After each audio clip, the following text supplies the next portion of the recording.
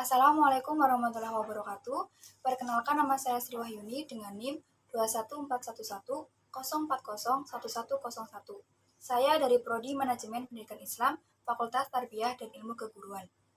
Di sini saya akan menjawab soal UTS mata kuliah pengembangan kurikulum yang diampu oleh Bapak Nur Halim.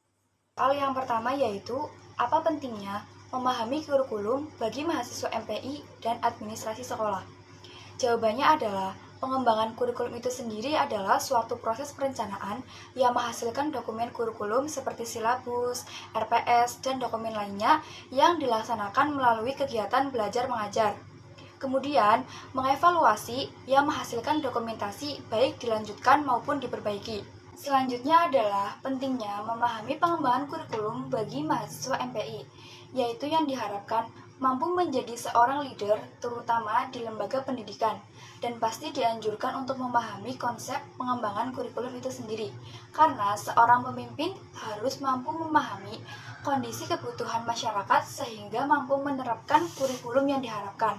Dan pentingnya memahami pengembangan kurikulum bagi administrasi sekolah. Administrasi sekolah itu merupakan rangkaian aktivitas melalui dari perencanaan, pengurusan segala aktivitas sekolah. Diharapkan sebagai administrasi sekolah dapat melaksanakan kurikulum yang ada. Berikutnya adalah soal nomor 2, yaitu apa hubungan komponen kurikulum dengan landasan pengembangan kurikulum. Bahwasanya kurikulum itu memiliki 4 komponen, yaitu yang pertama komponen tujuan, yang kedua komponen isi, yang ketiga komponen proses, dan yang keempat adalah komponen evaluasi. Jawabannya adalah, pola landasan pengembangan kurikulum itu sendiri ada 4. Yang pertama, landasan filosofis, yang kedua landasan psikologis, dan yang ketiga landasan sosial budaya, dan yang terakhir adalah landasan iptek. Hubungan antara komponen dengan landasan pengembangan kurikulum di kehidupan masyarakat itu dapat dijadikan landasan atau acuan bagi proses pendidikan anak atau peserta didik mengerti dan paham akan kehidupannya di masyarakat. Oleh karena itu, tujuan isi atau komponen kurikulum itu harus disesuaikan dengan kebutuhan kondisi karakteristik kebudayaan dan perkembangan dalam masyarakat. Dapat disimpulkan, landasan dan komponen kurikulum itu saling berhubungan dengan pembelajaran, karena diterapkan merupakan pandangan dari kehidupan masyarakat. Selanjutnya adalah soal nomor 3, yaitu pilih salah satu model evaluasi yang cocok untuk evaluasi kurikulum di Indonesia.